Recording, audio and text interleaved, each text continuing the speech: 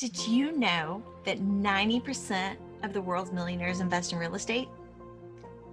Well, I'm Angel with the Academy Presents Real Estate Investing Rocks, and I'm here to help you if you want to go for your piece of that pie. How did I go into real estate? I was in the general contracting business, woke up one morning totally burned out. I was still banging nails and said, I'm done. I can't do this anymore. I had built a really successful company. I sold the company and took a year off. My wife and I, at the time, did a couple of house hacks. And back before they weren't popular back then. Now they're popular. And we lived in a couple foreclosures. I met a real estate agent who was very successful. And I went to him and I said, "Hey, look, I'm thinking about going into real estate."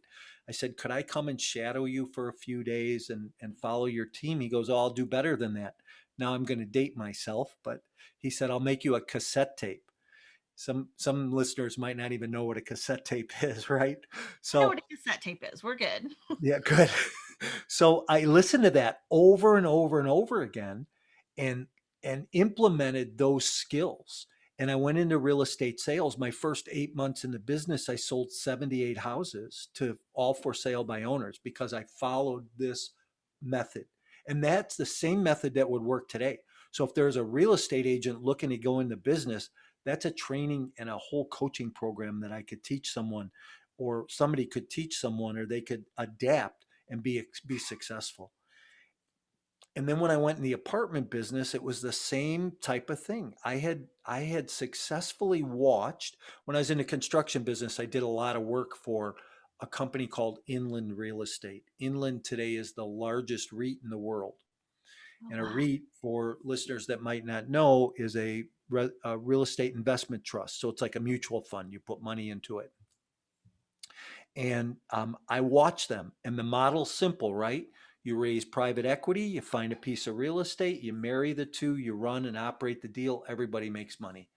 And I said, God, anybody could do that model. 4 high school teachers started this company. They bought 1 4 unit outside of Chicago, and today they're the largest REIT in the world. So the story's phenomenal, right? And I said, wow, Four how do teachers started it? yeah, four high school teachers. It's a pretty interesting story. I know two of the guys in there. It's an interesting story. But anyhow, um, Remind me that I have to tell you something about that. okay. All right, you want to come back here? So let me just finish this. So I said, the market started changing, had going in the real estate sales business. I said, I'm going to go in the apartment business, and that's what I did. We went into the apartment business. That is awesome. So the reason why I like lit up when you talked about teachers is Yeah. so in in the program that I'm wanting to start, I'm wanting to target teachers because I was a teacher until last year. And I found myself in a toxic environment where my values didn't match up with the administrative team.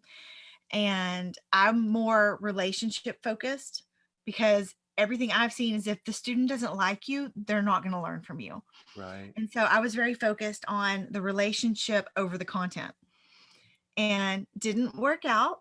I wound up, my last day to teach was like December 3rd. It was actually a very traumatic event that caused me to not make it in on the 4th. But overall, I wound up going on FMLA and then formally resigned February 18th. And it is my desire to help teachers have another income stream so that when they feel underappreciated or they feel like they're not being heard or they're not able to be the teacher they dream they could be, they've got something to fall back on. And so I want to be able to help teachers get into real estate investing. And so when you say that like these 4 teachers started this massive REIT, I'm just like, oh, because I don't think as a teacher, having been a teacher, the majority of teachers don't believe they can ever have that kind of wealth. They don't believe they can ever do something like that. Hey, you know what? It's nothing to panic over, Angel. um, you know what? Here, I think it's like anything else, right? Um, you know, um, Earl Nightingale said years ago, you can conceive and whatever you believe, you can conceive. So if you think you can't, you can't. But if you think you can, you can. Henry Ford said that, right? And you're right either way. So doesn't it become back again to be part of an educational process, right? Are we educating the teacher? Are we educating the firefighter? Are we educating the whatever the profession is to believe, you know? Listen, one of the first things I teach when I coach my clients, and whether it's in a group setting or a one-on-one, is what's your why? Hey, we can, Angel, you can have a goal that, hey, I want to go make more money. Well, Angel, here's $10, go away, right? There's more money. But let's be specific and let's figure out why we want to make more money. So what is important about that to you? You know, so if you don't have that mindset, and I think that's on us as teachers, as instructors, as trainers, as coaches, that's on us to help deliver that mindset. And I believe that inside each one of us is that desire. We just have to help pull it out of people. We have to help people realize, hey, you know what? I have this inside of me. I have this passion. I have this desire. And, Angel, you go help your people pull that out of them, right? Yeah. So, Yeah, it makes me really excited because REITs are so this is my understanding of REITs is like your class A's are predominantly owned by REITs. The class A big multifamily complexes. And then sometimes your new development, your land ups, a lot of those are REITs. And so they're the ones that do the really big projects. And so to hear that some teachers started up like the biggest one out there is yeah. it makes my heart happy because it just reinforces this idea that heck yeah, teachers can do it. Um, and together with them, I can make it happen for them too. And Yeah. that's super exciting to me. So, Yeah. Everybody picks a lifestyle, right? Everybody picks what they want to do. And if you want to do it, you can do it. It's again, I said it before, massive action produces massive results. So absolutely. So did you actually start out in single family or did you start out in the residential, like 2-4 multifamilies? I started out in single family. So my first flips, my first buy and holds were all single family. I followed a real estate trainer when I first got in the business who said, buy your best listing every quarter. So every quarter, buy your best listing. And I just bought, that was just one of those unconscious things I think that I did was I followed his advice. And I probably didn't buy a property every quarter, but I bought two a year for sure early on. And then after that, I was buying at least one a quarter, if not more. So I built a pretty large single family portfolio and then uh, graduated into the uh, 2 unit, 4 unit deals. And then from there to the larger, like when I went in the commercial side, my first deal was 11 units. My next one was 64. Then I was in the 180, 250, three and a quarter, Woo. um, 400. So, it's pretty funny because I never thought, when I went in the apartment business, I said, oh, I can't see myself buying a 200 unit complex. And it wasn't but a couple of years. And I was doing the first 200 unit deal. Right. And then it was 300 and 325 and 375. And it's like, man. So when you start to do those things and you start to move in that space, it changes everything in your life. Wow. Well, I know like one of the things that we've seen is I really believe that when we first started buying single family homes, even though we didn't voice it, I think in the back of our minds, it was more of a would we live in this house? Oh, Um, Even though we never said it, I think it was kind of there. uh, And we've moved away from that. We don't necessarily think would we live in this house. We think more along the do the numbers work, which we always were do the numbers work before, but I think in the back of our minds it was is this house something we would choose to live in? we don't do that now, Yeah. which is a mindset shift that I think is a requirement if you want to move from single families into those small residentials and onto larger multifamily. Because as you progress as an investor, I don't think you're ever going to see yourself necessarily residing in what you invest in. But at the same time, you still want to make those investments something that people are going to be proud to live in. And so it's a big mindset shift. So here's a lesson that I always teach, and I have a book out, and I write about this in the book. But you can't fall in love with a deal. As soon as you fall in love with a deal and you marry it, you are in trouble. I tell this story that it's a beautiful now. Just picture this, okay? It's a beautiful spring morning. It's probably 70 degrees. I'm in Dallas. I'm walking a property. The landscaper's out there. You can hear the lawnmower running. You can smell the fresh cut grass. The dew is still on the grass. You can see the steam coming off of the swimming pool. The flowers are just poking through the top of the dirt. I'm walking the property with this property manager, drinking a cup of coffee, falling in love. I'm not sure if I'm falling in love with the property or the property manager. Either way, don't fall in love, because as soon as you start to, it distorts everything. It distorts everything that you're trying to do. So, what ended up happening with that deal is I missed the red flags. I had a woman who worked for me who was my analyst. And even if she liked the deal, she'd walk in a boardroom and for 45 minutes talk you out of buying it, even if she liked it. So that's what I liked about her, was that she was so uh, really hard strung about not making the wrong move, right? So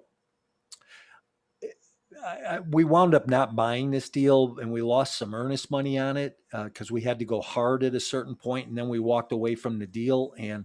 But it was a tough deal because it was 350 units, and I really thought that we could do it. But when you talk about those early on traps, and you talk about schools and population growth and job growth, that sector of town was not really the best place to be in. It was, yeah, it was workforce, blue collar, but it wasn't on the rise. And so it made sense to Sorry,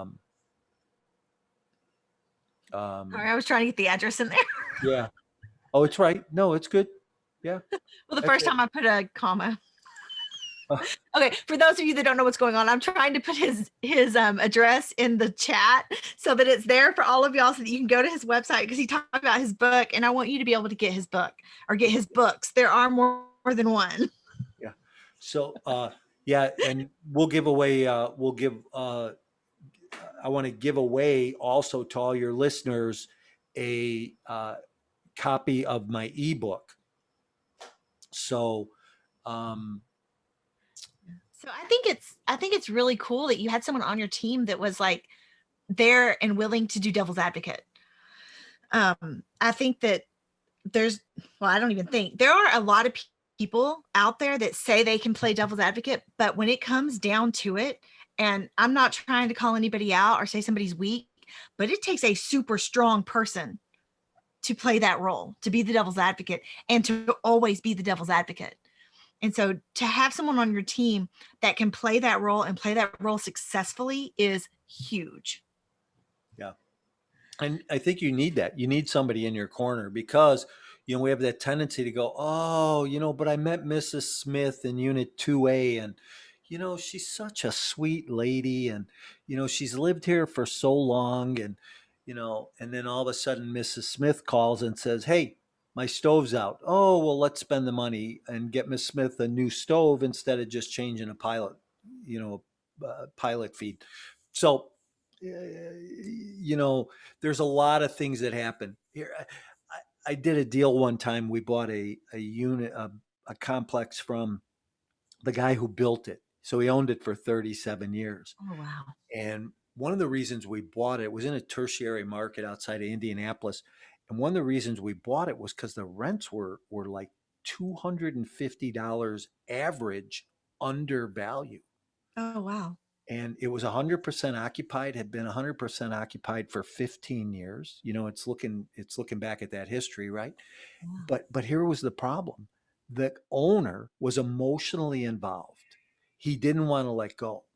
So Oh, we had some problems along the way, and he was like, "Oh, maybe I just won't sell it. I'll just keep it, and you guys, I'll give you your money back. You go on your way." And so that's the kind of stuff that happens when we fall in love with a deal, and we let Mrs. Smith kind of walk all over us. And so those are those are the lessons that separate a good operator from somebody just not real efficient. yeah. So That when you're trying to push down too on the expenses so that you can bump that NOI, um, you have to be able to be efficient over being emotionally involved. yeah, And so, like for myself, I know that I have that tendency to get emotionally attached to something, especially if I've worked really hard in the negotiating process. So, like if we're looking at a single family home and I've gotten invested and I put in a few days on deciding with my husband, I think that we can offer this price. I've got a gut feeling on this, I think this will work or that'll work. And we've gone back and forth a few times. So the seller's interested. And then I start getting emotionally attached to that deal because I've worked hard on it and I don't want to let go. So yeah, then even if we can't get it at the price we need it to make the numbers work, at that point I feel so invested in it that I want to maybe even cook the books a little to say this is going to work. We just have to adjust these numbers a little bit. Maybe it doesn't quite fit the parameters, but maybe it's just right on the edge, and maybe we're just wrong. And so maybe this when I say cook it a little bit, I'm talking about like pushing what our parameters are to make it work. And my husband is really good about saying, "Wait a second, we've already decided this isn't going to work. No matter what we do, the numbers aren't going to work and you're getting emotionally involved." And that makes me angry because that's like telling somebody, "Do you think you need to calm down?" yeah. So when he says, "I think you're getting emotionally involved," I'm like, "What?" And so I have to back off. But I have that tendency. So this could be a better approach. Could you help me understand why you're getting so emotionally involved? I don't know. That would probably make me pretty angry too. But I just, when I decide to go head into something, I get, it becomes a goal for me and it becomes hard to not attain that goal, Yeah. regardless Well, of all the ins and outs of it. I get it. Yeah, listen. I think that's just innate in humans, right? I think that we all get like that at some level, depending on where you're at and what you're doing in your life. You have a vision, you have a passion, you have a desire, you want to go for it. And I don't think there's anything wrong with it, unless it's going to cause bigger issues, right? So, and that I think that's the thing that we have to watch for. Because I have had times in my life where I really really wanted to do something, and I went and did it, and it didn't work out like I thought it was going to work out. Um, and you learn from those lessons. Yeah, when we decided to make this last purchase, we went into it with the idea of even if we don't make any money, we are going to learn so much because it's a completely different class. Like we usually do like 80s builds, 80s, 90 builds. These are 50s, 60s builds. Totally different construction materials. One of them has some foundation issues. So we get to learn about fixing foundations. We get to learn about using different construction materials and changing those materials out. And we might even get some plumbing stuff that we have to do. And even knowing we're going to have all these costs, we're kind of excited because we're going to get to learn so much. Right. And the other thing we did was we went commercial loan. So even though they're single, which this is something I didn't know, but even if it's a single family, like just one, you can do a commercial loan. I didn't know that. I thought you always had to do like a Fannie Freddie residential traditional, that you can always go commercial side. And we went commercial side on this little portfolio. We could have done residential. We went commercial. And that was a learning experience because it's a completely different beast. Yeah. And so we've just learned so much. And the amount of knowledge that we've gained, you just can't put a price on. Yeah. I So don't that's think been pretty.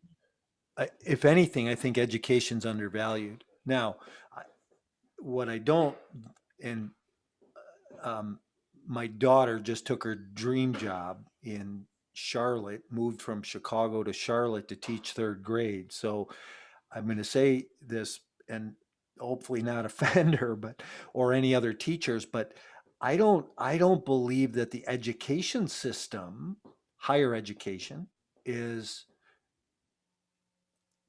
what we hoped it would be or what it once was, right? I think there are so many teaching platforms today. You could go to Angel, and learn a lot. You could go to my company. There's platforms out there where you can buy specific lessons. People, I didn't go to college, right? I graduated high school and I started reading and I read 1,000 books. And as a result of that, that taught me how to go into business, that taught me how to operate a business, that taught me how to build a business, taught me how to network, right? And it taught me the basic things and even more that I needed to know. Now, was that right? I don't know. I think it was. Here's what I It here's what was I right for you. Right. It was, and it worked because I built a couple of successful businesses over the years. Here's what I missed, which I learned later in life, is the financial stuff. So I really think that, hey, you know what, if you're not going to go to college, at least go take some finance courses, basic financing, learn how to read a spreadsheet, learn how to build a P&L, learn what a cash flow statement is and a balance statement is, learn those statements and learn how to read them because you need to know them as a business owner. And I spent a lot of time with a CFO that I had that worked for me that was very patient and very kind with me, teaching me stuff because I'm a question guy. I believe you ask a lot of questions. I learned a long time ago that, and Tony Robbins is a pretty familiar name, I'm sure. And I went to a seminar in the 80s, his firewalk seminar, and walked on coals. And I liked it because he said, if you can walk on coals, cold calling is nothing. And it never was for me. I told you that story. So, um, but I went to a seminar and I just had learned so much as a result of that. But one of the key things he says is ask questions, ask a lot of questions. Ask a question and write 20 answers for the question.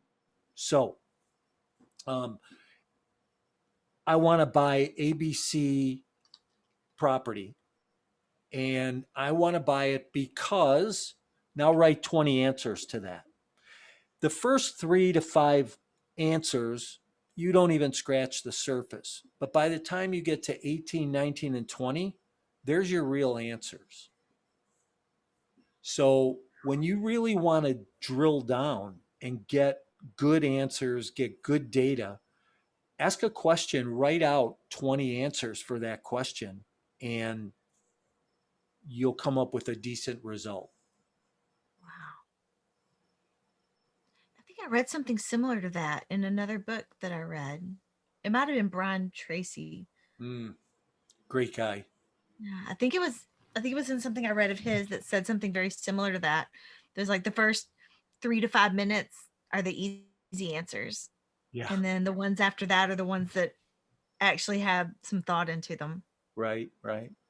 Wow. Yeah, that's and actually some there another thing that kind of follows and kind of coattails off of that is I'm reading the Four Agreements right now, and it talks about questioning because if you don't ask questions, you're making assumptions. And Yeah, those assumptions are often the poison that puts you in hell. right. you know, Don't assumptions get us in trouble, right? oh, absolutely. Yeah. Because very, very, very rarely are our assumptions correct. hey, your husband's running late and he's late for dinner, and you're assuming either the worst or something else, and our assumptions are generally wrong, right? It's the same thing, you're late for dinner and or late for a date, and he's assuming something, and so that's how conflict starts, so assumptions are never good. And Well, it causes you to take things personally, and very rarely is something a personal attack on you. I was a Keller Williams real estate agent for a number of years, and Gary Keller, who just stepped down, I guess, as CEO, used to say, "Seek first to understand." I think that that's the greatest comment. One of the greatest comments I've ever heard is "Seek first to understand," because then you're not making an assumption. You're first getting data, get the information. Now evaluate the data and the information. It goes with anything in life, whether it's a conflict, whether it's evaluating a real estate deal. Yeah, and I think I mean, so often when something happens, you can be like, "Well, that person just did that to me." Or like if I need help on something and my husband's not helping me, and I'm like, "Well, he's just being a jerk." Yeah, And then I sit back and I'm like, "Wait a second. Hello, we've been together 17 years. He absolutely loves me and he would help me. Maybe he just didn't hear me ask." right. Or maybe I didn't ask. Maybe I thought I asked, but I didn't. Yeah, and And how many times do we do that? We think something and we didn't really do it. Hey, I gotta. And when you talk about assumptions, right? You assume things and you think about things. I was looking at a deal one time in Iowa, and the numbers were really whacked. The expense numbers were way high. You try to evaluate a deal, you want to look at about 50% NOI, right? Pretty average. This NOI was like 30%. I mean, it was really crazy, and I was like, "What's the problem here?" So I did the old Ronald Reagan walk through the rose garden thing, and I took a walk with the seller at the property, and the brokers, my broker and the listing broker, were there, and they were like, "Do we let these guys do this?" And I told my broker, I said, "Hey, let me do this." So the seller and I take a walk, and I said, "Listen," I said, "the expenses are really distorted." He goes, "Oh, are you talking about landscaping?" I said, "Well, yeah, that's one of them." I said, "That's really a high percentage on the landscaping." He goes, "Oh," he goes, "Don't worry about it. There's about a 10% difference there that you'll get back." I see. He says, "My brother-in-law owns the landscaping company, and I overpay him. So at the end of the year, I pull cash out of the deal and I don't have to explain it to anybody." I went, "Oh, now it's not an ethical move, and it's not something I would do or ever tell my investors, right?" But he not was like, we were walking by ourselves on this trail, walking through this apartment complex, and he tells me the story like no big no big deal to him, deal. right? I was Wow. like, okay, well, that explains 10%. And I found out some other things that explain some other things where I was able to get those expenses more into line. But I think your average investor, especially a newer investor, would look at that and go, "Oh, geez, I'm not even going to look at that deal. I'm going to walk away from it."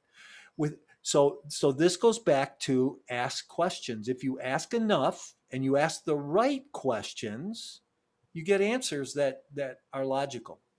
And I think part of that too is you can't operate out of emotion. You have to operate out of logic. And if we don't operate out of logic, our emotions get involved, and hence divorce, hence conflict in marriage, right?